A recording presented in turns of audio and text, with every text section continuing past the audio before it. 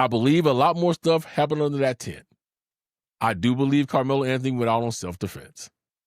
From all the reports I have read and all of the research I have done, nothing people's telling me. I've been watching videos about it. I've been doing research into it, digging in the newspapers, trying to dig up everything I could about that high school, the Metcalfs. Bro, I've been putting in a lot of research time into this. Something does not stir the Kool-Aid correctly. There's something wrong with this case.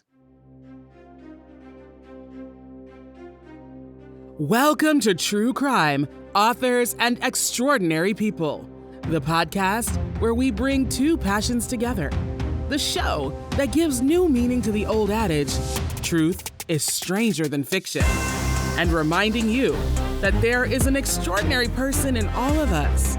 Here is your host, David McClam. What's going on, everybody? Welcome to the episode of True Crime, Authors and Extraordinary People. Of course, I'm your man, David McClam. If you guys haven't already, make sure you follow us on all of our social media.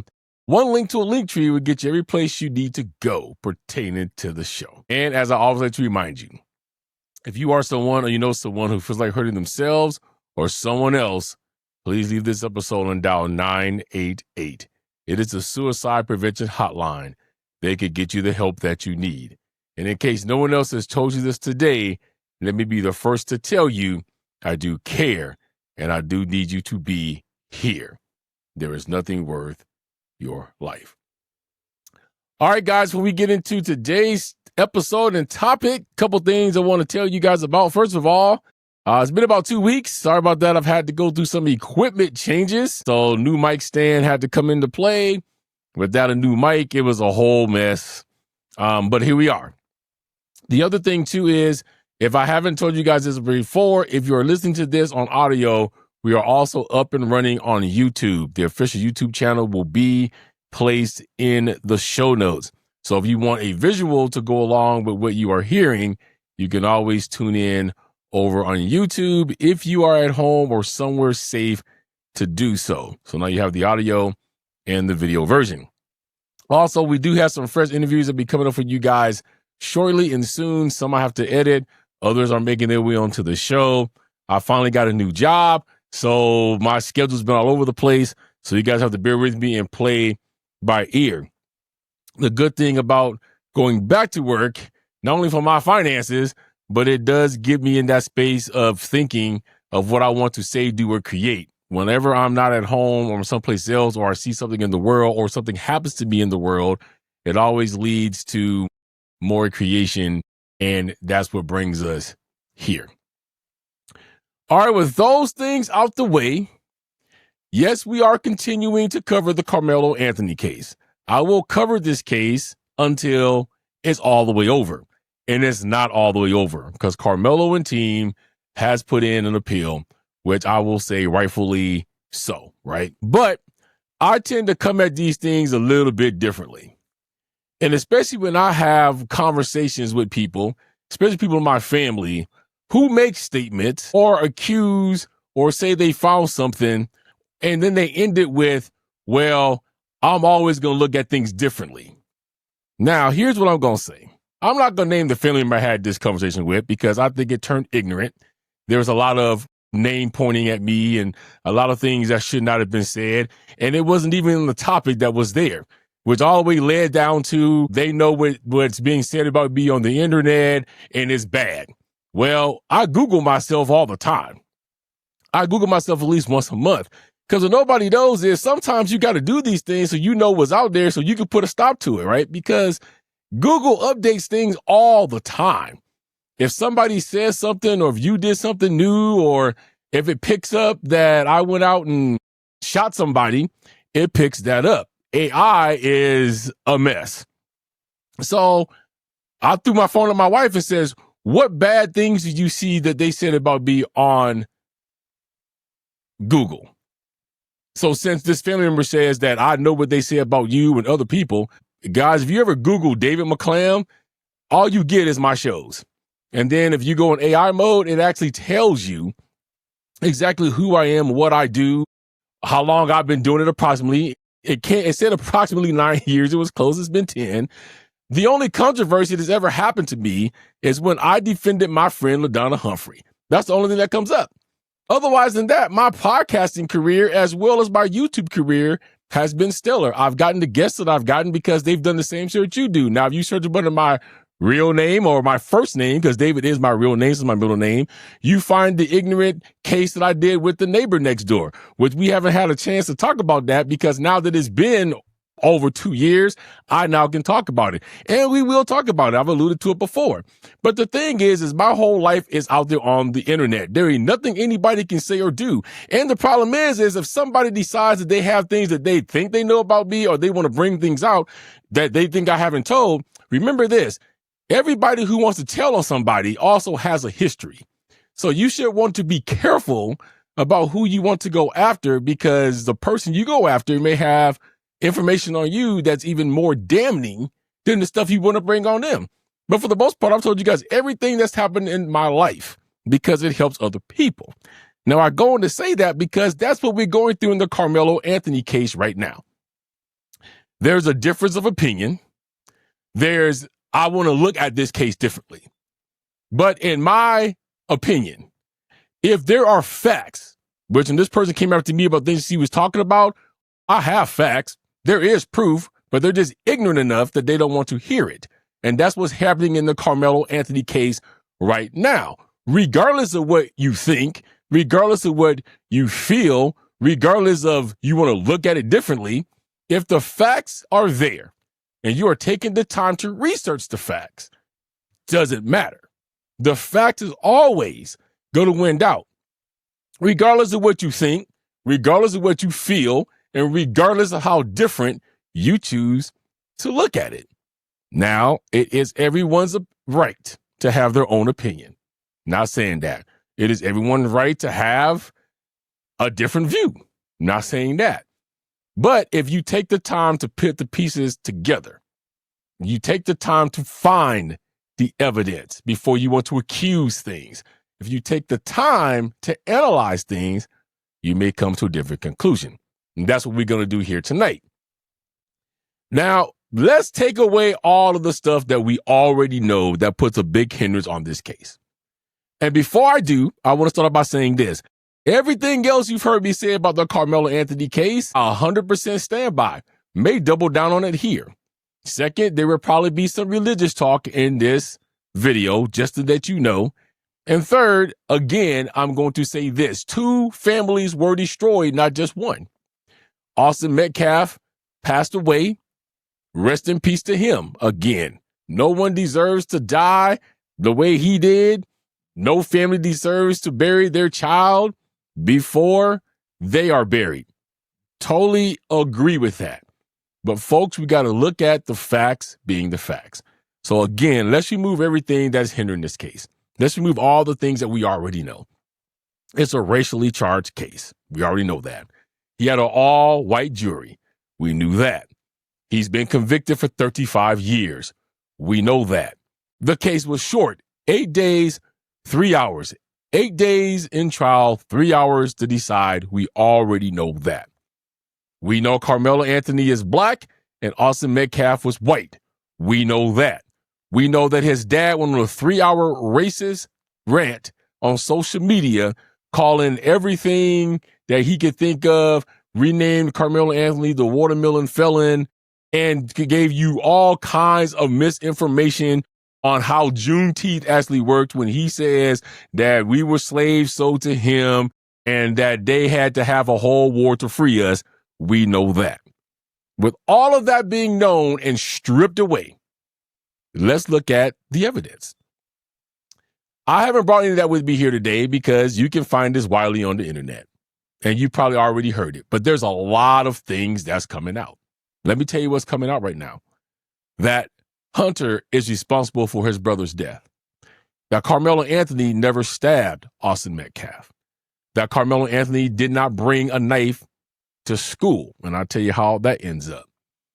That there are letters that was written by cheerleaders to coaching staffs and principals about the Metcalf boys being bullying them, calling them names. Even the cheerleaders' letter even said, we don't seem enthusiastic because the Metcalf boys always gets away with this stuff and we're afraid. And at the end of the letter, the girl said, please don't tell them that it's me that wrote this, because if they find out, they may come after me. The grainy video has been released. Now, I'm just going to say this, and I may make some black people mad, but I tell you, on this channel, I tell the truth. By next episode, when I bring more evidence, when I'm not trying to have a let's look at this from a logical standpoint video, there is a guy who actually saw the video long before it got released. Okay. And he proves to you how he had to see this video. Matter of fact, Lakeisha Keisha had him on her show, and he had to prove things to her before she would go live and say, all right, this guy saw the video. So he had to show her the process. He sent her the emails that he received when he did the FOIA. He showed her the appointment time that was set by the school, because Lakeisha Keisha is like me. I'm not going to come on here and tell you something that's not true, or that's speculation, or that's, not being done. If it's speculation, I'll tell you, okay, we don't know this for sure, but here's what your case is. Now, there was a bunch of things that he saw that he was able to see on this video that I could not make out. And I'm thinking maybe there's a different version of the video. I don't know. Maybe because he was able to be really up close to the video. And also he said that there was a lady that was pointing things out, right? She was telling him where to look. If you look up here, you're going to see Karmelo Anthony come down. If you look over here, you're going to see Austin and Hunter Metcalf come down with all these other kids. So there's people directing him on where to see. For one, this is not a cop video. This is not a court video. This video belongs to the school. So the school can determine who sees it. Now, recently, they released the whole 60-minute video, and a lot of people saying it was edited. But some of the things they were saying, they could see Karmelo, where he was sitting and standing, how they got approached. Okay, it was, maybe my eyes is not the same, but I didn't see any of that. What I can tell you I did see was this. Karmelo Anthony did walk into the stadium because they had him highlighted as he walked in, so we knew it was him. It does appear that he did sit down, like he went up a couple of bleachers. You can see people that entered into the tent. From there, you can see a scuffle take place because you see all the commotion that's happening under the tent. The next thing you do see is the commotion is still going on, and Karmelo Anthony pops up off the top, and he runs. Now, a lot of people are trying to say, oh, there he is after the stabbing. So I want you guys to know the video's been released, and that I'm not going to tell you I saw what I did not see, but those things I did see. It's also now coming out that Eddie, the original friend that invited Karmelo Anthony into the tent in the first place, is seen stripping down his clothes and either throwing them away or carrying them, but is also seen him digging into the garbage can, which is suspect.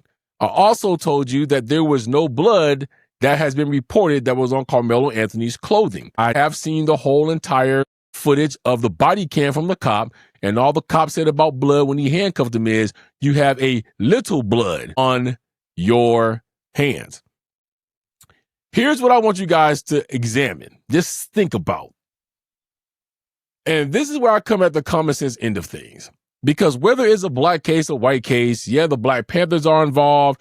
And, a lot of people give the Black Panthers a bad rap. I've been looking at a lot of videos that Dr. Matthews has been doing. And, bruh, they're not just sitting around black people. I don't know where the Black Panthers came and said that they embrace everybody and they down on white people. I've seen them storm a murder case of a white kid that got killed, where Cornell X is up there saying, y'all killed the wrong boy today. I've seen them go into apartment complexes that white people has called them out to do, and they've called the whole entire city on the place. So I've seen them not only advocating for black people, but for all people that has been done wrong. And there was no violence involved. Basically, she just went in. Now, I ain't gonna lie. She likes to call a bunch of names, and she calls people all kinds of names. And if you make her mad and you a woman, you may get called the B. She is very abrasive. But when she comes to try to talk to you, she's not putting hands on you. She's trying to give them the opportunity to say what's going on. And then when they want to run, which I've seen some of them run, she says, fine, I'm just going to call the city out. And that's what she does. Okay. But now they got involved. I stand behind my statement. I said that black people protested way too soon. I'll tell you why I think that at the end again, because there's more to that now that I've thought about the other reason why I say they protested too soon and what it may have looked like to the rest of America. But here's what I want you to think about. I want you to think about that with all this new stuff coming in, that what I said to you earlier could be true. I want you to think about the evidence that was presented. I want you to think about why the judge in this case, where it was so important that we did, block the camera access, phone access, dictaphone access, any kind of access except for media with a notepad and a pen. And to be honest with you, I'm not the only one that keeps talking about that because the media has talked about it. Other people have talked about it. They don't understand it either because it would have solved a lot of things that we're dealing with. I want you to think about if it is true that the people in Austin Metcalf's tent lied. I also want you to think about, is it weird that with a tent full of teenagers, there is no video? Now, if we had to put all that together with what's going on in the media that we're hearing, that we have to base this on. And I want to make this perfectly clear. All the information that we're getting, right, it is third party because we couldn't see it directly. So as true crime podcasters, sometimes we turn into investigators because we research all this stuff. So now I want you to put in place the fact that it's been said that the 9 witnesses on Austin Metcalf's side were never consistent. I want you to keep in mind that some of them said that Hunter was in one spot. Some said he was in the other. Hunter himself can't seem to remember where he was at such a tragic time as his brother being stabbed. I want you to consider that Karmelo Anthony never brought a knife to school because it came out that it wasn't a knife that he brought to school and it was never in his backpack. It was a tool that they used to clean off or change their cleats. It was a multi-tool. And from someone like myself who's ran track, those tools do exist out there. You got to clean the dirt out of the cleats. Maybe you wore the wrong cleats that day. There are long cleats and short cleats. And if you're running or you're doing a infield competition, such like the javelin, or if you're doing, throwing the ball, or if you're doing the high jump, maybe the ground was a little bit too wet for your long cleats that day. So you need to put the short cleats on. You have to have a tool that takes those cleats out. This just happened to be a multi-tool. It did a multitude of things, right? Now I want you to put yourself in the tent while I tell you this story that everybody else is saying, and you can tell me if you think that it could be true. According to all reports, Karmelo Anthony came out by himself. Eddie invited him inside the tent. He was minding his own business. He went and sat, don't know where, but from where it looks, maybe 1 or 2 rows up. Out of the corner, you see Hunter and Austin Metcalf coming towards the tent. Behind them, some other kids. Now, according to reports, they were coming over there because some coach that they used to coach them before was there. They wanted to say hi and the whole 9 yards, right? Now, Karmelo Anthony is sitting inside the tent, minding his own business, and the Metcalf boys enter together because Hunter slipped up in his interview and said that Austin approached Karmelo. But on a different interview with the news crew, he said, we approached Karmelo, which lends itself to be credible because somebody, one of the 9, said exactly the same thing, and then they changed it up. Let's just say, for sake of argument, that Karmelo said exactly what they said. They said leave. He said no. Now, I think in somewhere there, he probably said he was invited because it was also reported that Eddie, all of a sudden, was not that good of friends with Karmelo anymore. Hunter gets in his face and pushes him once because I believe that Hunter put his hands on him as well. But Austin was the more aggressive one, though. So when he was told to leave again, it was Austin this time, and Austin pushes him once.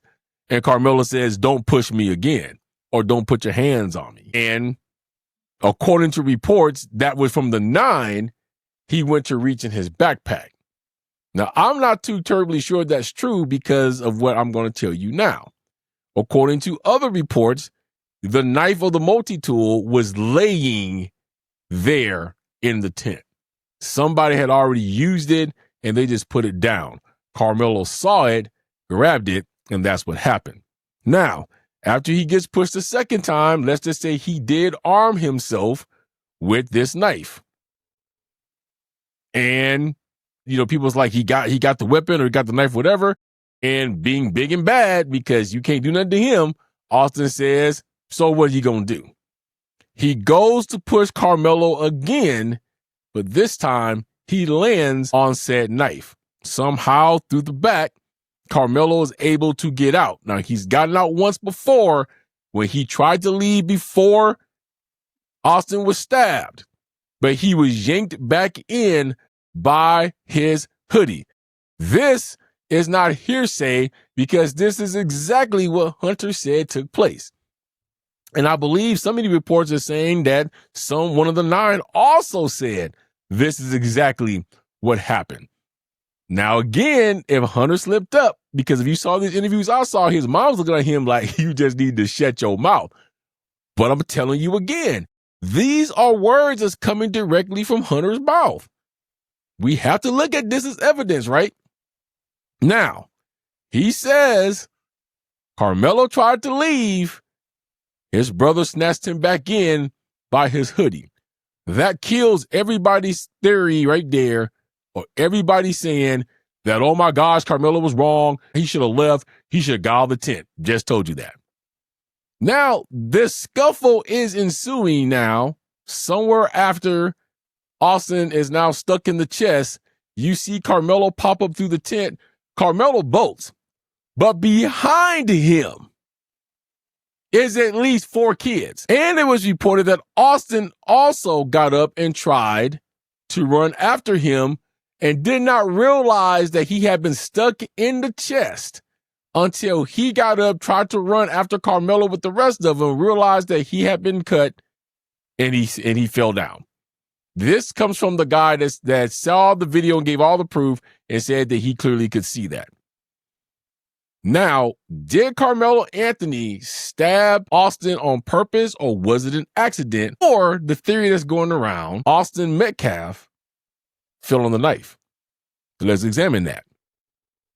The knife or the tool, whichever you want to call it, is 3.5 inches long. According to the coroner, the wound in Austin Metcalf's chest was 2 inches deep. Like I said in the other episode, I'm going to say it again. If someone is going to stab you violently, if you are trying to get someone off you, you are not concerned how far the knife goes in. So it's not like he's going to go, 1 inch, gotcha. Let me go a little deeper. No, he has no idea. I'm sure in his mind, he could probably look at the knife and say, it's about 3.5 inches, but I'm sure he wasn't concerned. I'm sure he didn't really know off the top of his head how many inches the knife was. He just wanted to get him off, so he plunged. If he would have stabbed him, the wound would have been at least the length of the knife. Now, depending on where he hit him at, because according to reports, he was stabbed in the left side of the chest in the heart. Here's the other reason why you can say that he probably was not stabbed the way people say that he was. Before I say this, I'm no doctor or nurse, but I had a mother who was a nurse's aide. And part of her training was wounds and all that kind of stuff.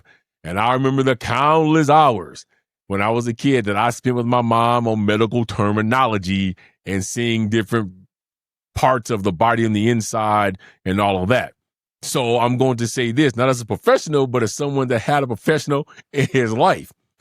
If you take a knife and plunge it into somebody's heart, depending on if it's serrated or whatever the case is, regardless, if you hit that artery correctly And if he pulled that knife out, man, he should have bled out instantly. There should have been blood skeeting everywhere, should have been all over his shirt, should have been all over his pants, should have been all over his hands. When he went running, he should have looked like a murder scene. But that's not what happened. And a lot of people say, well, you shouldn't carry a knife. I carry this knife with me everywhere I go. Everywhere. It's about 3.5 inch knife. It's jagged on the edges down here. If I stab somebody in the heart with this, you gonna know that I stabbed somebody in the heart with it because, it's gonna be stabbed and you're gonna be spurting. Why do I carry this knife though? Well, protection out here. I don't know what's gonna happen to me. Also, in the end of this knife, I have a glass breaker. So if I'm ever stuck in my car, get into an accident, God forbid, I can break the glass. And also on this same knife right here, there's a seatbelt cutter. So if I'm in some accident that I can't break the glass or get out of my seatbelt, this knife helps me. But I carry this knife everywhere I go. I also carry a more illegal knife probably in my car. I can carry it there, but I just can't carry it around. I call it my Rambo knife. It is a survival knife. You don't know what's happening down here in LA. I've told you about people that live close to me. I don't know what they got. So I need to be able to protect myself. Now, I'm not saying I'm going to just whip my knife out and plow. No, the knife alone should be enough to deter you, in my opinion. Besides, unless it's changed, you are supposed to also announce to somebody if you have a more professional fighting style or you've been trained above them. So being that I'm a martial artist, I'm supposed to say, hey, black belt in Taekwondo, bro, you may not want to go here today. And if they decide to continue on, then they get what they get, right? But I'm not going to just pull a knife out and stab somebody. I'm like, look, man, don't put your hands on me. Look, I got my knife. Okay, you don't want me to use my knife. Back up. Now, if people want to come completely and just go on you, it is what it is at that point. If you try to deter that. Again, I don't think Karmelo Anthony stabbed him on purpose. It's exactly like I told you it happened. Because the wound from the coroner says the same thing. And again, he didn't die instantly on the scene. He was bleeding. From reports in the 911 call, there was a puddle of blood and the blood was coming out. Okay, so I'm not saying he wasn't bleeding out from the heart, but he wasn't bleeding out as strongly or as fast as he probably should have been if he had been plunge stabbed and he cut a main artery. Now, think about what I just told you. Is it possible that Karmelo Anthony was indeed being jumped? Is it possible from all the reports that's happening that the 9 actually did tell some lies? Now, we put the rest of the stuff that we've been researching, and I'm going to say some of the stuff is speculatory because a lot of things I haven't been able to prove myself, but being that I've seen what I've seen from Jeff Metcalf, I don't put it past him. It's coming out that Jeff Metcalf held a barbecue where he threatened all the people at the barbecue that he invited, if you guys say anything, we coming. There's actually vocal clips out there of the Metcalf mother talking to some other lady about getting around some things. It has also come out that the prosecutor, the judge, and Jeff Metcalf knew each other. Now, at first, people were saying, everybody wants to just say that. That's a lie. That's not true. That was a different photo. Well, folks, when you have a murder case and somebody's been done wrong, regardless of color, the internet is going to do what the internet does. So everybody went looking, and they indeed found photos of the 3 of them at all kinds of social events. The other thing you should know if you don't know is they had to change the jail where Karmelo Anthony was going because the last name of the warden was Metcalf. Now, I want you to rewind back to the video I didn't play that I hope you guys went and found when Jeff Metcalf went on a 3-hour racist rant. During that rant, he started saying things like there's all kinds of justice, street justice, jail justice, other kind of justice. And I think he's something like the justice was going to be coming to Karmelo soon. Reports have now come out, and from inside the jail even, that Karmelo Anthony was set up to be killed that night by the white Aryans. And that Jeff Metcalf somehow orchestrated this. Now, like I said, I don't find concrete proof for that, But I think something's got to be true about that because they moved him before he even got in the jail. Now, of course, black advocates was calling, other white people was calling, everybody was calling. And before he could even set foot in there, they moved him to a different prison that they now say is more secure. That's just some of the stuff that's coming out, folks. There's more stuff that's coming out. And I do want to say this. This case has divided the races. However, I want to say this loud and clear because a lot of creators that are black is not telling you this. They're trying to make it sound like it's just black people out here.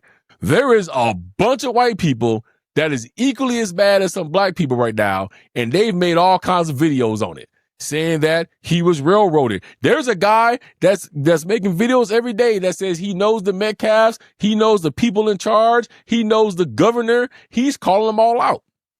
So it ain't just black people that's on this saying that Karmelo Anthony is not guilty of murder. I want to point that out. Also, answer this question. If there is nothing more to this video, because a lot of people saying that it's edited. And when people started pointing it out, I think the governor or mayor or whoever said, that's it, seal the video. If the video proves that Karmelo Anthony is guilty, and it proves that he was not jumped that day, and he proves that he was the aggressor, why are we blocking the video? You got to ask yourself that question. The one thing I do want to make clear, at least on my behalf, is this. And then I'm going to tell you something that I saw a minister say. And I'm going to tell you why I never usually watch these kind of videos, but some told me to watch this one. The one thing I want you guys to understand is I am not, and I don't think other black creators is either, but I am not defending or taking the side of a murderer. I am not defending or taking the side of what Karmelo Anthony did. I'm not saying it's right in any regard. As a matter of fact, I told you the first time that, okay, he stabbed somebody. It's self-defense. He should do some time for that. He should get punished for that, and I'm sure he understands that as well. But because of what I've dug up, because of the evidence I've seen, because of the reaction of Jeff Metcalf, because of the countless letters that has been written about the Metcalf boys, because people keep digging into this and finding out different things that nobody wants to talk about when it comes to the Metcalfs, like the whole bunch of trouble they've been in at school, I just don't believe Karmelo Anthony is a murderer. I believe he did it in self-defense because this is the way the evidence that was not presented to all of us in court that is taking us to True Crime Podcasts and Super Sleuths to figure out is leading. Now, the appeal, he has won. The prosecution gave him that gift. And I need you guys to understand that. It is unconstitutional. Here we go with, I look at things differently, difference of opinions again, but you can't argue with the Constitution. It is unconstitutional to make a black person have an all-white jury. And they did.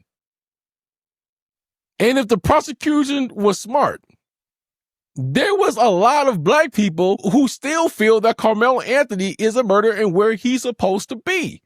If the prosecution was doing this fairly, he may have gotten one of those. And then now he has a recourse when they want to appeal it.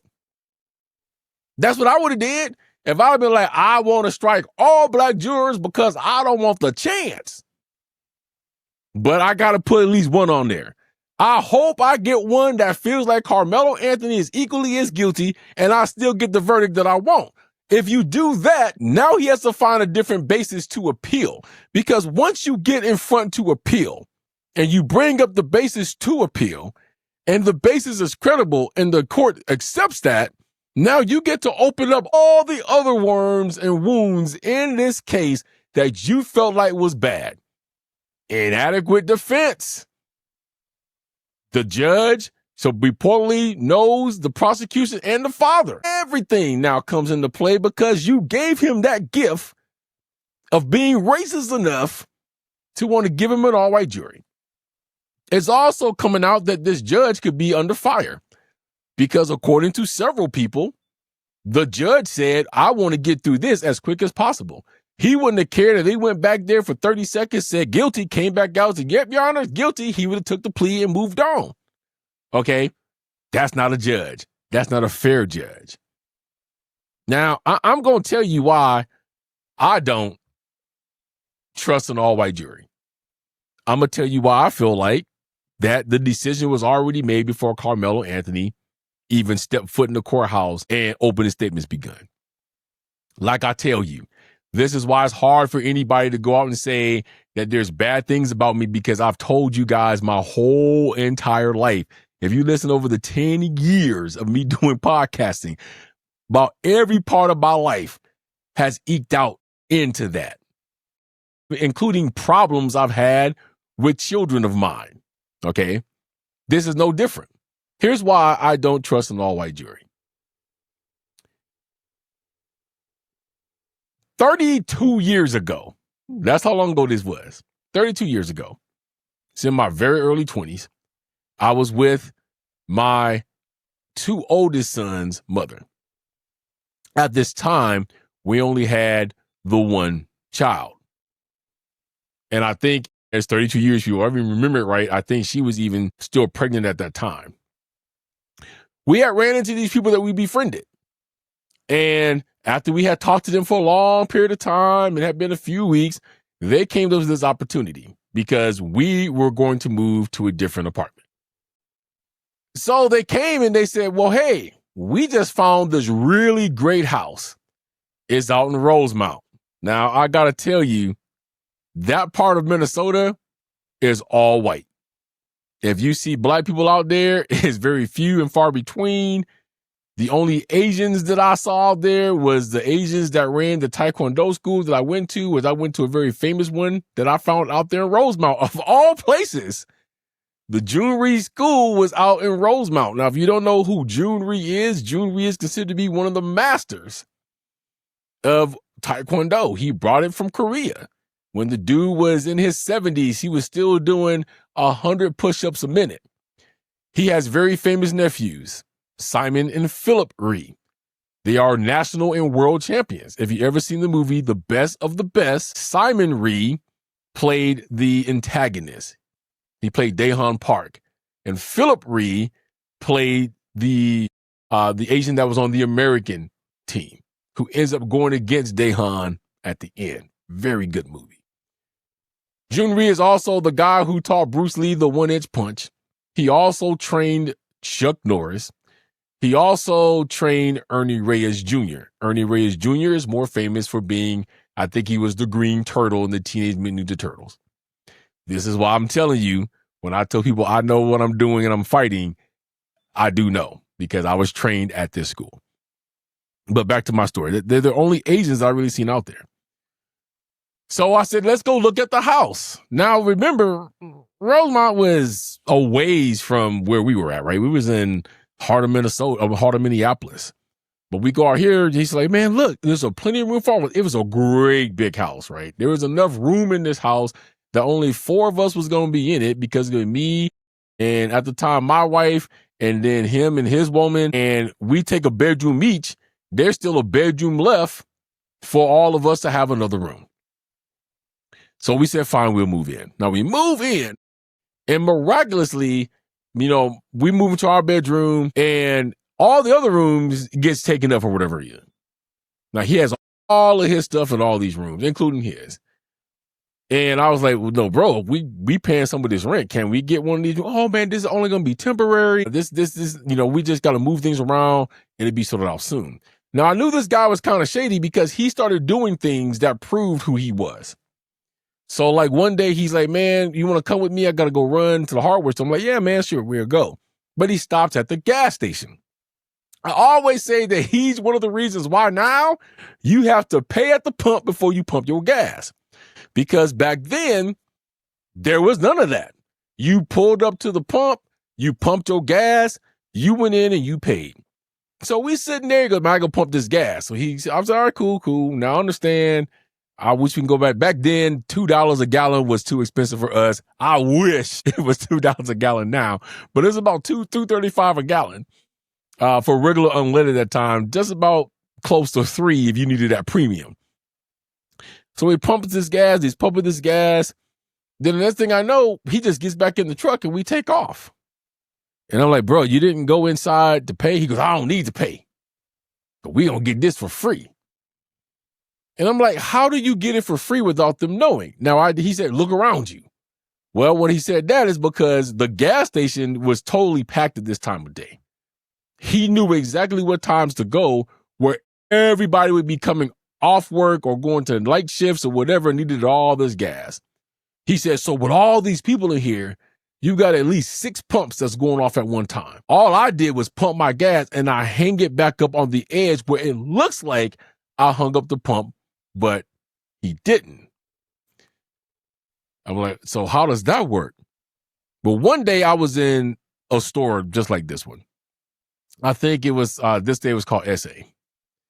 And I was standing there one day and I was buying a soda and some chips. And all of a sudden I'm hearing, and then the attendant is looking around outside like this. He's like, yes. And I'm like, what's going on? He goes, there's no cars out here. And listen, those are my pumps going off. He had 3 pumps that was hanging on the edge. So 3 people came and stole gas that day. And what I think is not fair is that he was telling me that now all of that money, because it was on his shift, is going to come out of his paycheck. And I'm like, that's not fair. I'm like, now it's one thing if you just standing here empty and he did that. I says, but you had a whole bunch of cars in here and you just found out when people left. But they took it out of his paycheck. So that means that you're stealing gas, getting it for free, but someone else is paying for it. So I was uneasy about that. Now he stole this whole tank of gas. I didn't say anything to my wife at the time. I'm like, all right, I'm just let this go. Maybe this is a one-off thing. Next thing I know, he's calling Pizza Hut, or Domino's actually. He orders like 4 pizzas. The pizzas show up on time, hot, blazing. He starts eating the pizza. While he's eating the pizza, he's calling Domino's and lying about his food. Yeah, man, I got the food. It was cold. I got the wrong toppings up on here. This ain't the pizza that I ordered. I'm sorry, sir. How many pieces did you order? And what was on them? 4 pieces. Here's what I had. We'll make it right. We're going to send you 4 more pieces. So now he's scamming Domino's for free food. And he hangs up the phone. He's cracking up.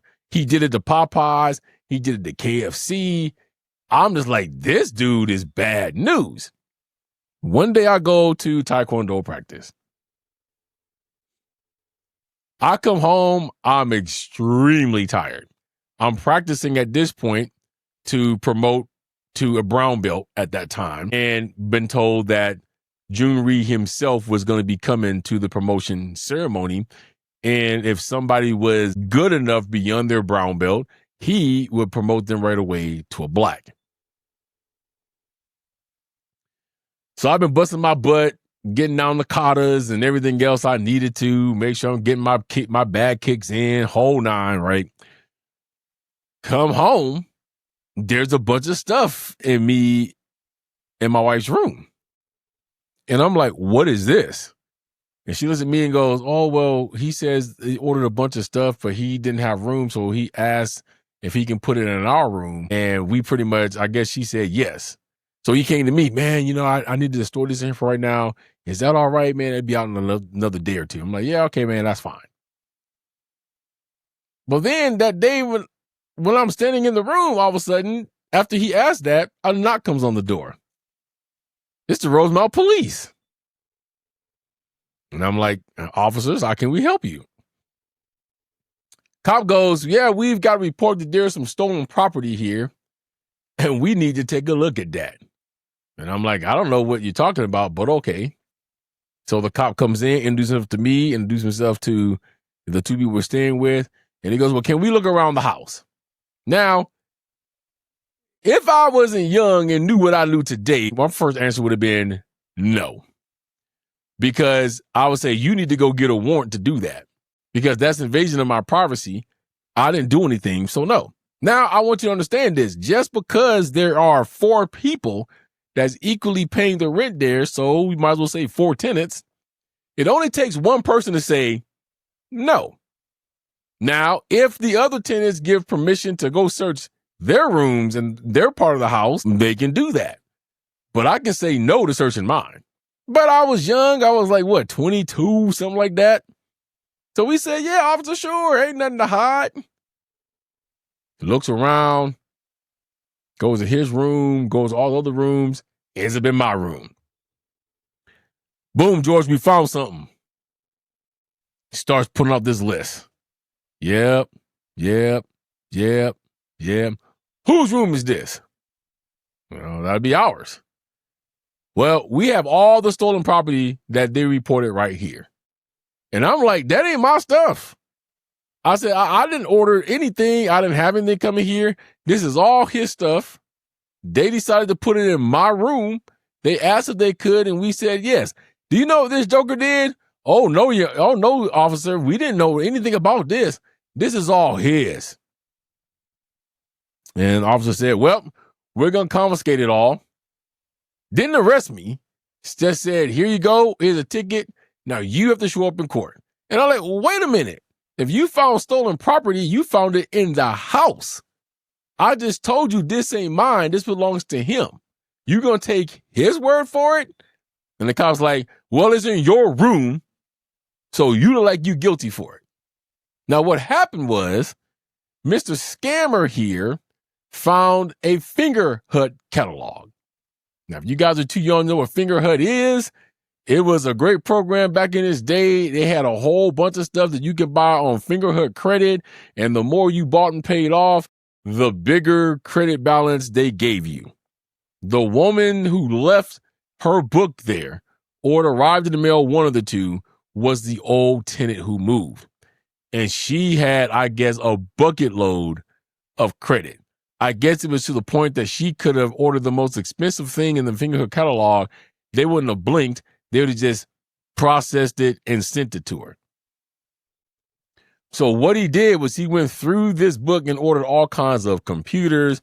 He ordered shelving for his room. He ordered all kinds of stuff that if he got away with this, he was going to put this up, all over the place, and he wasn't paying for it. But now I get nailed for that. I said, what's the charge? He said, receiving of stolen property. So I have to go to court. Now, here's why I don't trust an all-white jury. I walk in, my public defender, I like to call them public offenders because a lot of them don't really care about what it is. They're just there. They got a heavy case load. They want to get you in and get you out. And then the prosecutor came. And so before we even got into court really good, the prosecutor came over to my attorney and to myself and said, I'm going to offer you a plea. And I said, I don't want a plea because I didn't do anything. And he said to me, this is exactly what he said. He said, Mr. McClam, we know you didn't do this. Now, again, this is a white prosecutor. Looking me dead in my face. And he says, Mr. McClam, we know you didn't do this. But the roommate that is probably responsible for this, he belted. He's gone. See, the day that they gave me that citation, the next morning, the old boy packed his stuff up with the girl and they split. I don't know where he is to this day. And that's if I ever see him, it's going to be a misunderstanding. He just vanished. He says, but Mr. McClam, this woman was stolen from and someone has to pay. And I said, why should that be me? I didn't do nothing. He says, well, do you really want to take your chance in court? And I said, only a guilty person takes a plea. And I didn't do anything of the sort. And he said, all right, Mr. McClam, let me tell you what you're up against. He said 10 to 25 years is what they could give you for receiving a stolen property here in the state of good old Minnesota at this time.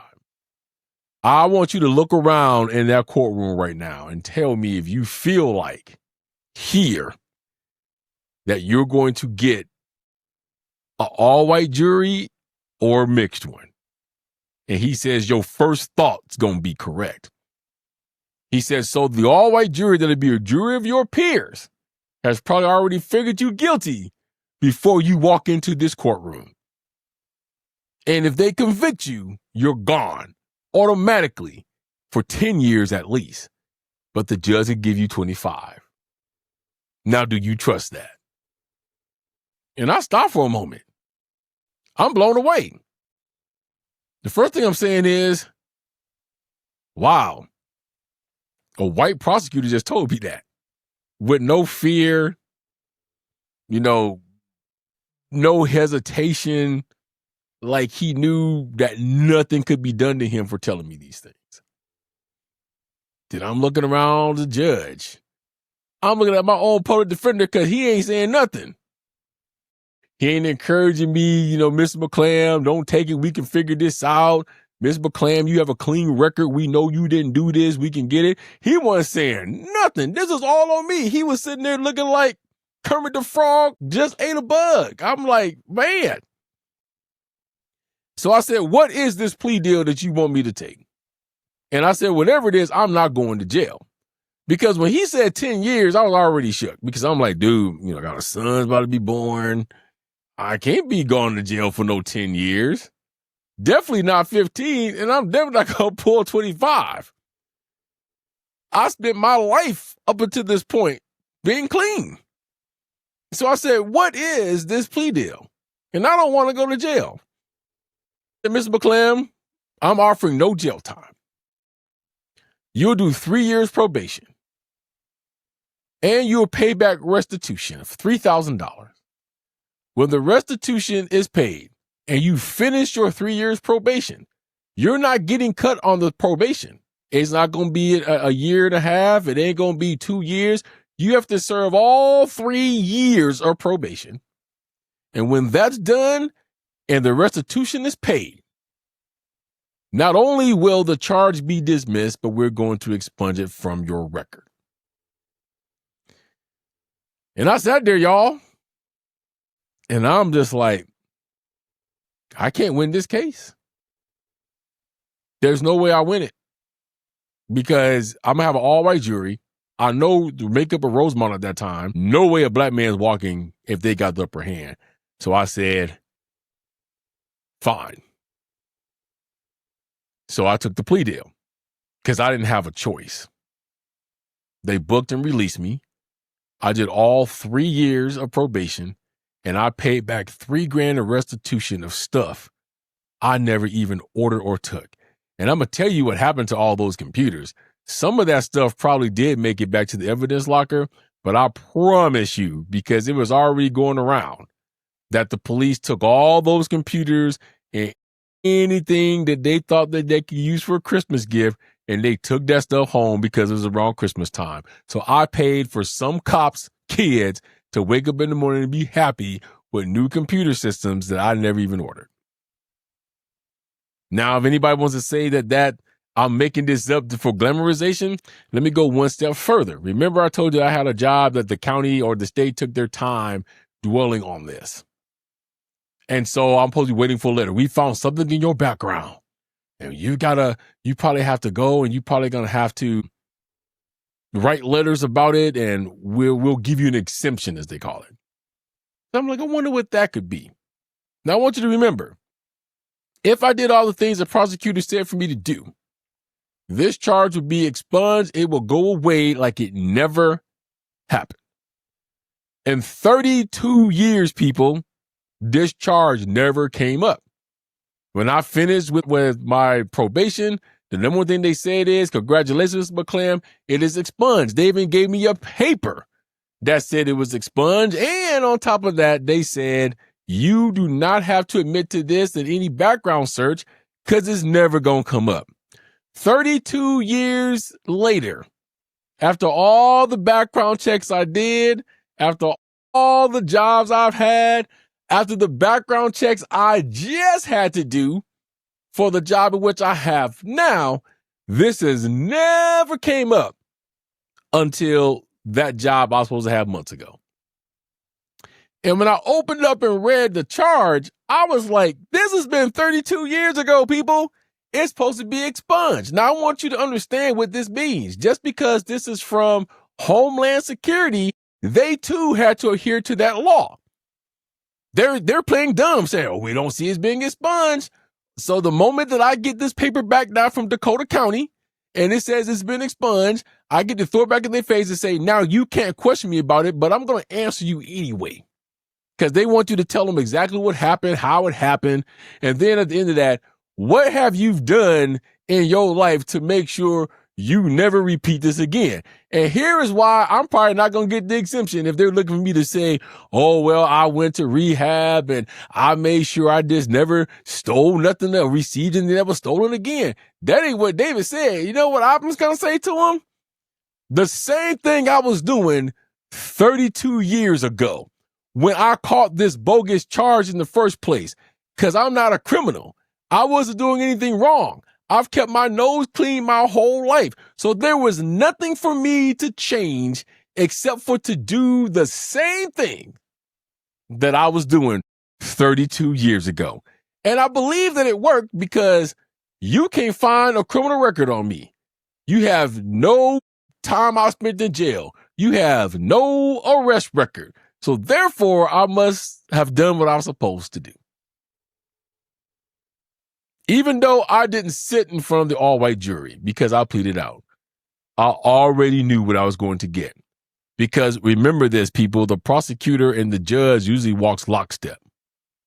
Whatever the prosecution wants, prosecution usually gets. So imagine if I did come up on charges.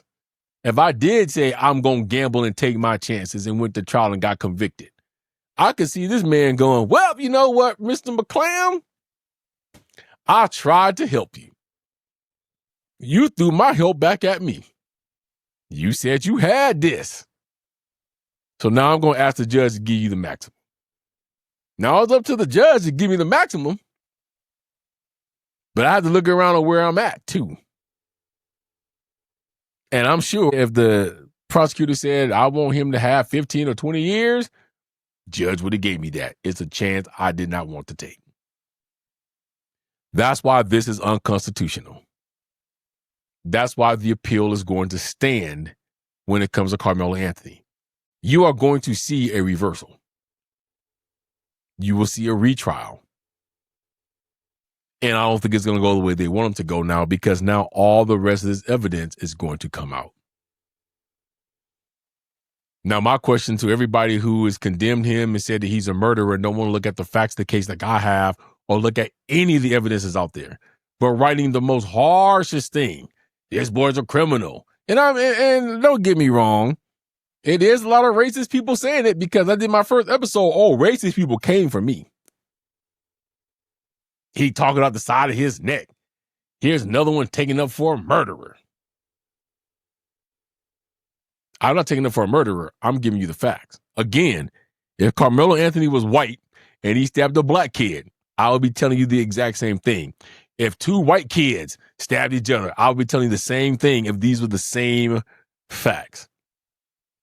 Now, before I go, someone can say something about a minister. The funny thing that always happens when these kind of cases come out is people want to start talking about black on black crime, that the black community is killing each other and themselves. So, since everybody kept wanting to talk about this, and this is the first thing that comes up, I'm like, let me do a little research into this. Because see, just like with the black absentee father, we kind of found out that there are more white absentee fathers than there are blacks. Whether it goes by the sheer number of whites versus blacks that's around doesn't matter to me. When you want to come out and you want to make broad statements like, yo, all these fathers ain't in the home, then I'm going to come with you with the numbers. So I said, let me look into white on white crime versus black on black crime. Now, I want you to understand this. The reason why there's such a high rate of white on white and black on black crime has to do a lot with gangs. But when people start talking about black on black crime, they don't bring up white on white crime, do they? No. They don't bring up the fact that there are biker clubs that are all white that go after other biker clubs that are all white. And if they do something to cross the other club, they kill them. They don't bring it up, do they? No. They don't bring out the white Aryan nation against the skinheads who's had scuffles and fights from time to time and murders has taken place. We don't bring it up, though, do we? Nope. We just bring up the black on black crime, which for the same reason is happening. Crips don't get along with Bloods. Disciples and Bloods don't work out together either. You got the Pyrus. Okay, so we have all these gangs. Not that any races have these gangs, but this is where a lot of the black on black crime, like the white on white crime, comes from. In the gang world, there's territory and there's drugs and there's sex workers, and all these people are fighting to control the empire. So when you look at white on white crime, approximately 57 to 69% of white violent crime victims are victimized by a white offender. For homicide specifically, the number is higher, and it sits around 81 to 86%.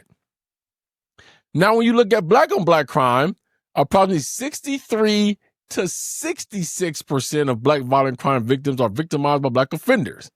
And for homicide specifically, the number is higher, sitting around 89%. Now, before you go jump, see, black on black crime is higher, not by much. White on white crime still beats us out if it's not murder. 57 to 69% of white violent crime victims are victimized by white offenders. That's 3% higher than the highest rate for black on black crime, which maxes out at 66. Now, when it comes to murder, there's a 3-shift swing to black on black crime. Now, I'm going to tell you what I believe, because the white on white crime maxes out at 86%, where they only gave one number for black on black crime, which was 89%. If you want to look at per capita rates, it says white on white rate is 12 per 1,000 people, and black on black rate is 16.5 per 1,000 black persons. Now, let me tell you what I believe, and I sat down with the daughter of an ex-biker. That number is where it is because we haven't caught all the white on white crime that has taken place. Matter of fact, the daughter of the biker I'm talking about, her dad used to be a Hell's Angels, ended up burning up in a house fire. He blew the whistle on the Hell's Angels, which is why they think that the Hell's Angels came and killed him. The daughter was scared forever because she was like, I got to give all these patches back, because when you are out of the game, you're supposed to go and give them the patches back and all of that. She thought for sure she's going to walk up and get killed, but they said, we don't have no beef with you. We gonna still take care of you. It's your dad. But he sat on that stand, people, and he told everybody that there is murders that has not been solved by biker clubs. His mouth. He even gave them up one of the killings that he did that went unsolved. So I think white on white crime is way higher than black on black crime just by his testimony and other testimony I heard. The only difference is, I guess black people just kill people more in the open and don't, worry about hiding what they do. When white on white crime, man, when you get smoked by one of these gangs, you gone. Nobody sees you. Nobody's coming for you. And I know mafia is Italian, but same thing. Dude, why for years, they couldn't catch anybody because, they would just roll up and smoke you, but they didn't know who did it. They have an idea, but they couldn't prove that. It was John Gotti's boys that came and shot up Bulgy or whoever, right? So I think that the crime rate's higher, just hidden better. The other thing that we start doing now is everybody starts getting all religious and everybody starts twisting what the Bible actually says.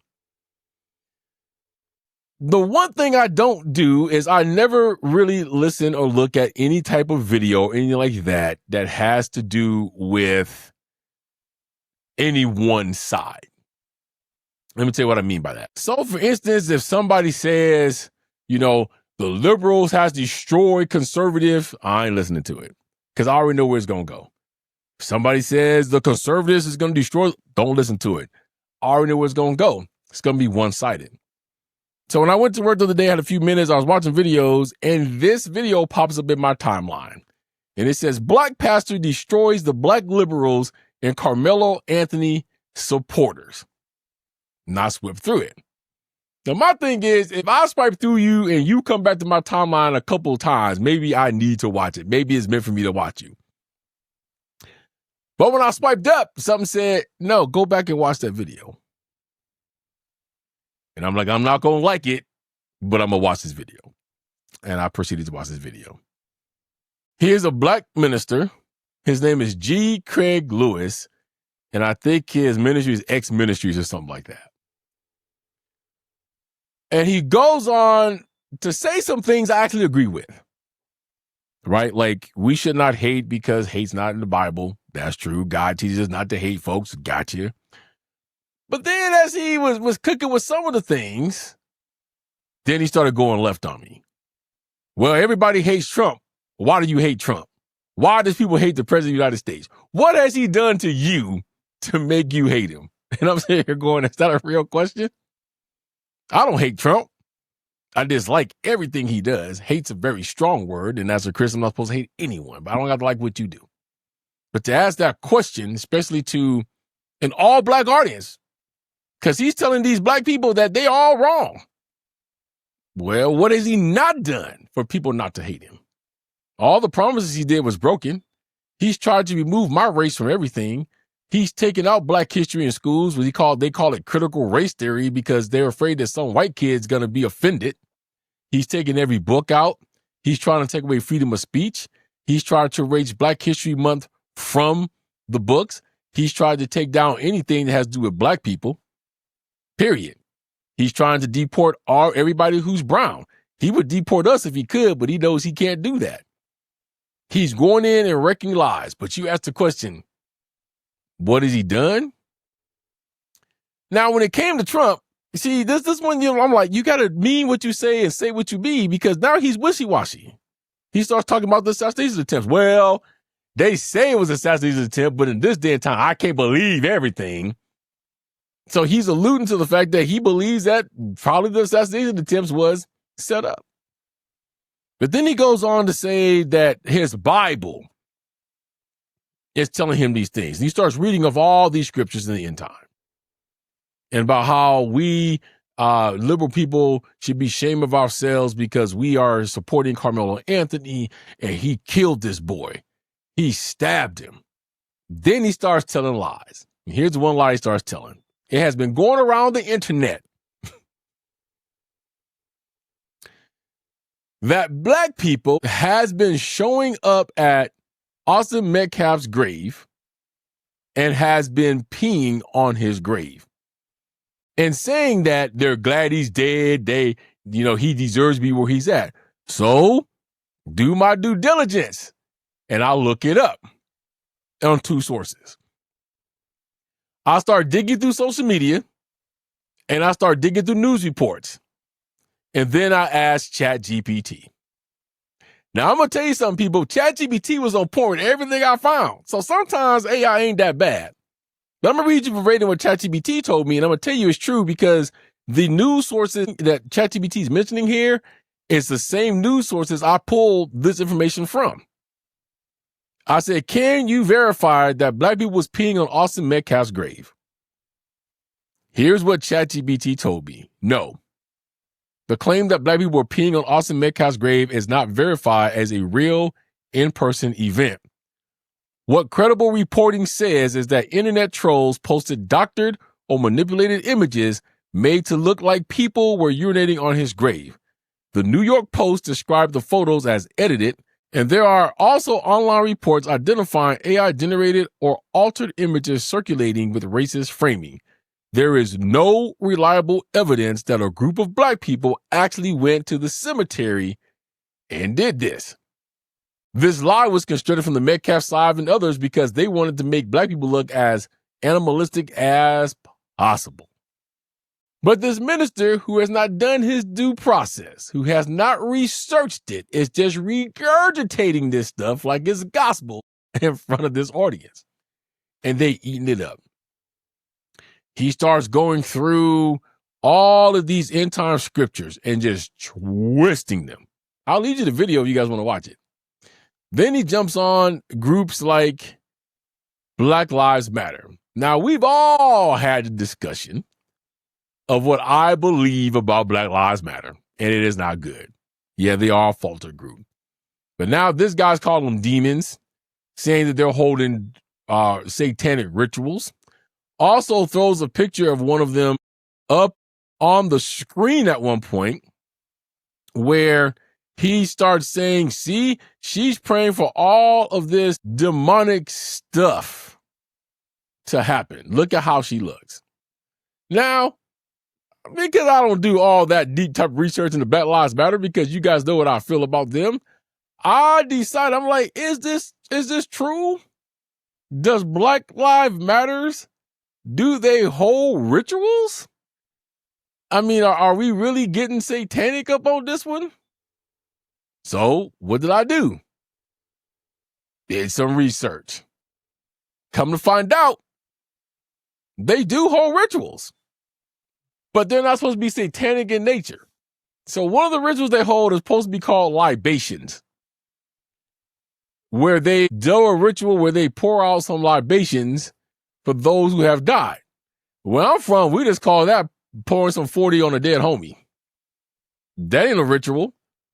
But the way they're going about it supposedly is, because I guess they're pouring this out and they're asking the ancestors to be with them.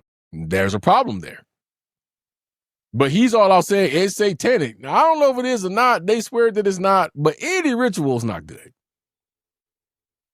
But this guy used his pulpit to slam Karmelo Anthony, took up completely for the Metcalf boys, because he said they said they was bullies and they weren't bullies.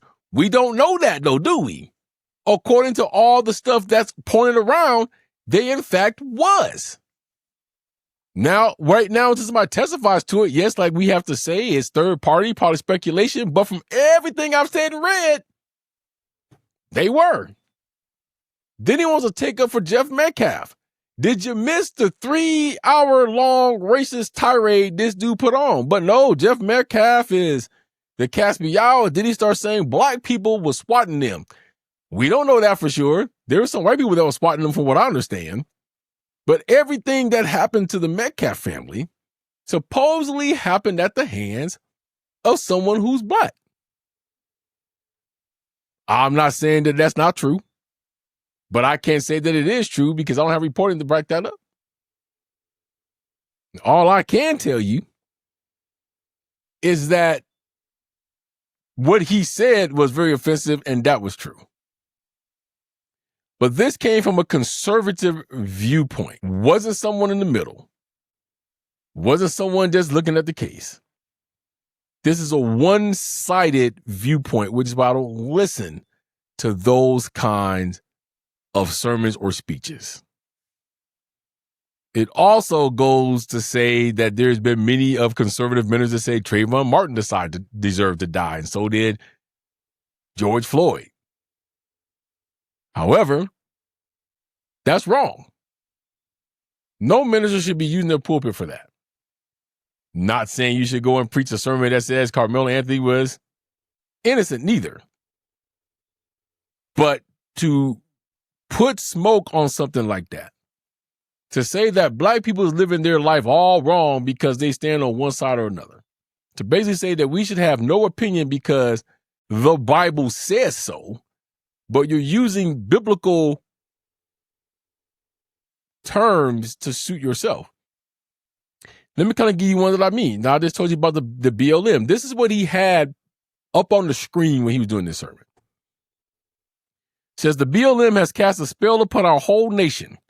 They conjure specific ancestral spirits, demons, from the flood to our realm with CERN and Europa rituals.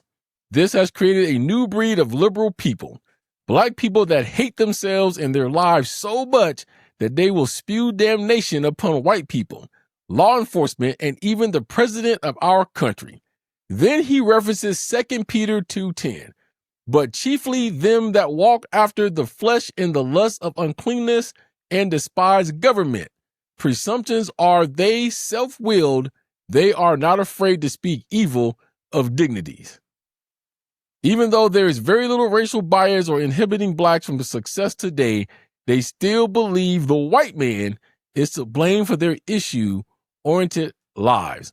But did the white man make them have multiple sex partners, bad diets, perversion, wedlock births, abortions, witchcraft, ignorance, bad choices and decisions, violence and bad tempers? Your life is a result of your behavior. Then he referenced Galatians 6:7.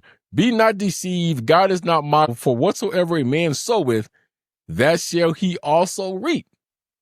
Now, but he twists that to his own thing, right? Because that last one is really damning. I'm going to tell you that here as we close out. But now he's accused them of doing a ritual. Now, this minister went on to say, he accused them of rituals and demonics, that basically that there's this big old spirit of hate in the world, and that black people dislike themselves. Like I read there that they're blaming the white man and they hate the white man and they will attack law enforcement and do all this because this demonic spirit is over all of us. And all of us that says that they don't think Karmelo Anthony is guilty, we have this demonic spirit and we need to get right with God. Ain't nothing demonic about David. I just look at the facts and the evidence, and I'm telling you what I believe. Now, if I'm wrong, I'll be the first to come back and say that I'm wrong. But I don't believe I am. I believe you're going to see that in the coming days and weeks as this plays out, maybe the coming couple of years. But now he's accusing them of every black person who does this, we should be ashamed of ourselves. Now, here's the damnation part. Does he think Republicans, MAGA, I should say, or Trump is immune to the verse he just read? Or that he cited? Galatians 6:7. Be not deceived. God is not mocked. For whatsoever a man soweth, that shall he also reap. Has Trump not mocked God? I think on several different occasions. He said he's better than Jesus. He's actually depicted himself in AI picture of himself as Christ. He had a spiritual advisor by the name of Paula White. Now Paula White came because I guess she got married. This was the same woman that when he was trying to get elected, that she said that she was praying for God to send angels on monkeys' wings from Africa, and all these angels from Africa and all these other countries was coming to surround Trump. At the same time, it's reported that she's having all kind of affairs. And at one period of time, they thought that she was having an affair with Trump. Is that not mocking God? As a man soweth, so shall he reap. You don't think Trump has a lot to reap for? You don't think the people that's in this world that's doing the things that they are supposed to do or not supposed to do don't have something to reap for? You don't think all of the people whose families been ripped apart, that's not a seed being sown? So if you're going to preach this conservative message, understand that that Bible verse applies to everyone if you don't twist it to your own understanding. But according to this minister, Trump's doing everything that's right. Metcalf did everything that was right by doing his rant, whatever, because Karmelo Anthony killed it. I haven't heard one real minister say anything of this sort. Really haven't heard one real minister even address this from the pulpit. They've chosen to leave it alone. But I'm telling you, when you have leaders like that that's in the church that say these kind of things, this is what stirred the whole racial situation. And now a lot of people call them Uncle Toms and say things like they should be put with the white people and all that kind of stuff.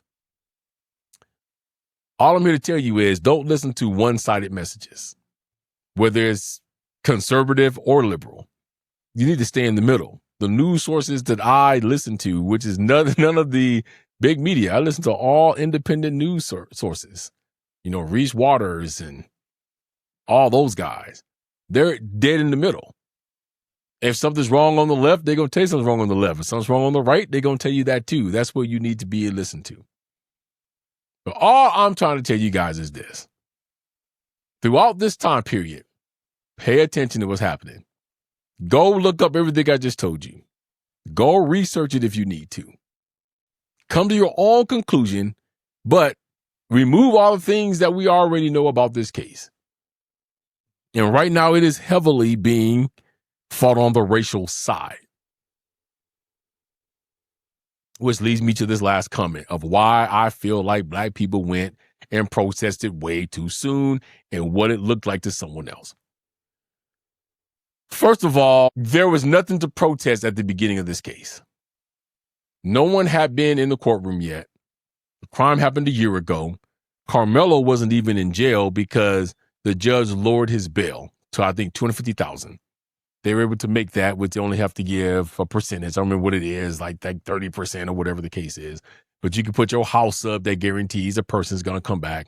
So the moment that Karmelo showed up to his first day of his murder trial, that money was released and went back to where it was supposed to go because he didn't run, okay?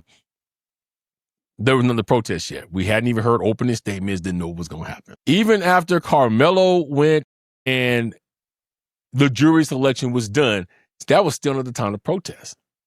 Because what it looks like is that black people are saying, at least the ones that's protesting, yeah, he killed a dude. We really don't care. He's black. He's going to be railroaded. He's in Texas. We going to be out here and protest. That's what looks to somebody else. That's why a lot of the harsh comments came. Oh, this boy's a killer. You just want to take up for him. You just want to do this, that, the other thing.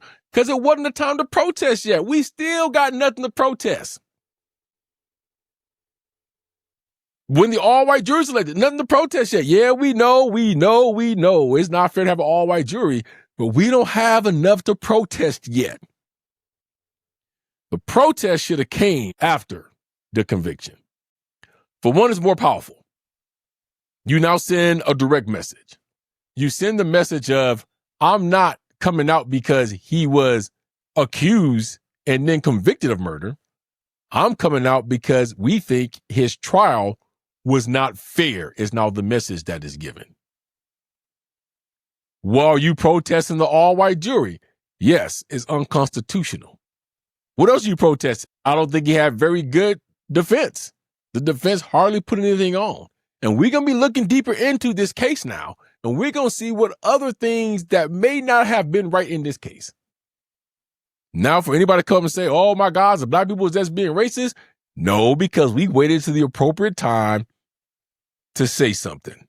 But when you come out at the beginning of a murder trial, especially black people, and especially it's a black on white case, and you start protesting from the day one, doors ain't even open. That sends a signal of they don't really care what happened to the Metcalf boy. They don't care who he killed. As long as they get Blackie out, that's all that matters to them. Now, it has come out that there was plants that was placed there. There was plants that was placed on the white side, I guess, to start fights with the blacks. Some say there was plants that was for the black to the other side. I don't know. I do believe there was plants there and agitators, because several people said that, including this older white woman that was coming out the courtroom that was being interviewed. But we didn't protest right. That's why a lot of us didn't say anything until after the trial was over. That's why I didn't bring you the case until trial day 3. That's why we're all just now talking about it now. People's like, well, he got convicted. It's too late. No, it ain't too late. I hope Karmelo stays safer there until we get all the proof that we need. But no, it is not too late. This is where you want to be now. Because several white attorneys said the same thing like the black ones. If he gets convicted of this, the prosecution just handed him a get out of jail free card. And if they overturn his conviction, he going home because there was no other charge that they had. Now, unfortunately for Karmelo, double jeopardy does not kick in when a conviction is overturned. Double jeopardy only kicks in if somebody has been acquitted of the case and it can never be tried again. But because this is a reversal of a conviction, the prosecution will have the right to try the case again. Now, don't quote me on this. I haven't looked up in a long time. I don't think after the second time, regardless of what happened, they can retry it again. I think this is it. But they have the right to retry it the first time. So we should have just sat down. We should have bid our time, protested when the protesting was right. So I'm protesting now. I believe a lot more stuff happened under that tent. I do believe Karmelo Anthony went out on self-defense. From all the reports I have read and all of the research I have done, nothing people's telling me. I've been watching videos about it. I've been doing research into it, digging in the newspapers, trying to dig up everything I could about that high school, the Metcalfs. Bro, I've been putting in a lot of research time into this. Something does not stir the Kool-Aid correctly. There's something wrong with this case. And I think that I have hit the nail on the head with most of them at the beginning of this video. I'll say this again.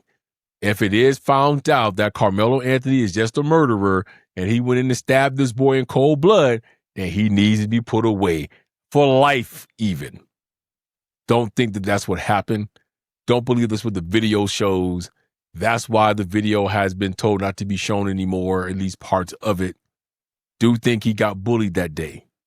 Now, I'm not going to go into all the history that I've dug up that they swear that Austin was the favorite child and that Hunter got his brother killed. I'm not going to dig into all that, but it has been said that Hunter was not the favorite kid, that Austin was, and that his dad is pretty mad that Austin died over Hunter. I don't know if that's true or not. That's what's being reported. But until somebody proves me otherwise, until somebody brings me different evidence to sway my opinion and say, see, this definitely was not self-defense, I'm going to believe that it was. And I'm going to say this again. There is a video out there, folks. There is a video that somebody took on their cell phone. There is no kid between the ages of 14 and 18 years of age that when stuff like this go down does not pull out their phone and start recording a video. A video exists. One or two things is happening to it. One, somebody deleted it out of fear. Two, somebody still has it, or maybe a couple of people has it, but nobody's come forward with that video yet because that video does not show what everyone said took place. I believe the video does not show the Metcalfs in the best light. And I think it supports Karmelo Anthony. And one or two things is going to happen. One, the video will never, ever be shown. Jeff Metcalf has scared whoever may have it that if you turn this in and it convicts my boy or gets the murderer off, then I'm coming for you. Could happen. That's one. Two, the video will be shown because somebody has a conscience and is eating at them as we speak. And every time they go to bed at night and they flip on a TV or they toss and they turn, all they see is what really happened on that video. And eventually, that person is going to be so distraught and break down that they will give up the video and the evidence. And at that time, all heck will break loose if that's true. All right, guys, thank you for joining me for this one. I know it's a doozy. I will keep covering it as stuff comes out. I'm just not doing a multitude of episodes like other people's doing. I'll put you some names that's doing it continuously. But the next time I come back would be when we have more evidence or when the appeal has been further so I can keep you guys abreast. Other episodes will be coming out here shortly. Thank you guys for tearing with me. And I know that you have more choices in true crime and interview podcasts. I'm grateful that I'm just one of your choices. Be good to yourself and each other. And always remember, always stay humble. An act of kindness can make someone's day. A little love and compassion can go a long way. And that there is an extraordinary person in all of us. I'll catch you guys on the next one. Don't forget to rate, comment, and subscribe. Join us on social media. One link to the link tree has it all. Feel free to drop us a line at truecrimeandauthors@gmail.com. Sound mixing and editing by David McClam. Intro script by Sophie Wild and David McClam. Theme music, Legendary by New Alchemist. Introduction and ending credits by Jackie Voice. See you next time on True Crime, Authors, and Extraordinary People.